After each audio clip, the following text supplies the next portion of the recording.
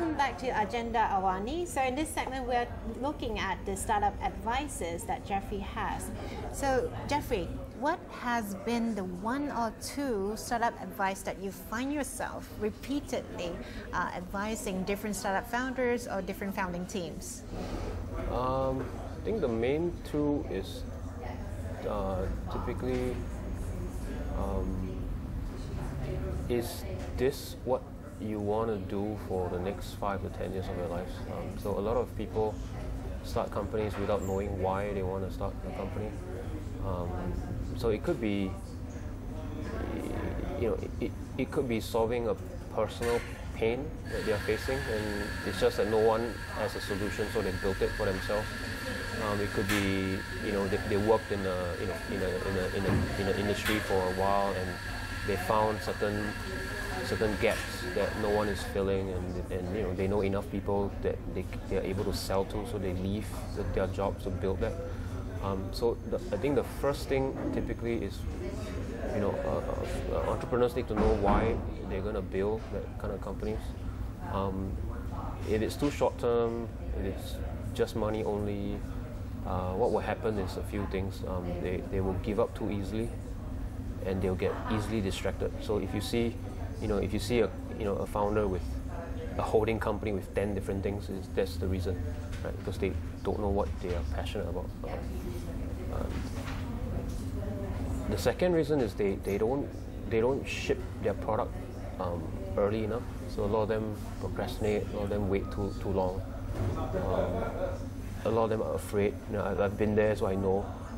It's daunting to launch, and then if it sucks, and then you feel kind of bad, right? So because it's the first time you launch something that you've been working on it for a while.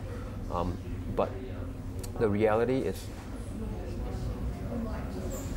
asking people for advice on your product may not work as well as launching something for a target market and then asking them, right? What do you think of this? Does it suck? If it does, what can I do to fix it? So it should be working with your users and your customers to build your product, not build it and launch and then it sucked, and then you have wasted a huge amount of time in the front. So these are the typical two things that always come up. Globally, is it like, what do you think is fundamental for an entrepreneur to know before they approach for funding? Let's see, typically there are two kinds, I think. One is the founding team has worked together for a while before, so they've gone through a lot of ups and downs before. Mm-hmm. Could be they were from the same company, could be they were from previous startup. So they've worked together before. They have created trust. So they've seen they've seen each other on good times and on the worst of days, and they're able to still stick together. So these guys typically, when they have a vision, if they come together, it's purely because of trust first. I don't care whether people will pay us or not, but trust. I like this, we like it, we are passionate, we like each other, we can fill each other's gaps, and then let's do it. Then you have the other kind, is more of a do first, right? So they are typically solo founders or two founders, and then they need to build an initial team, like a major chunk of an initial team.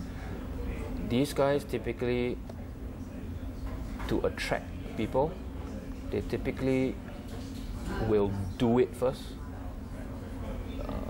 and chances are, to prove it out, right? So if they are non-tech, they will pay someone to build it.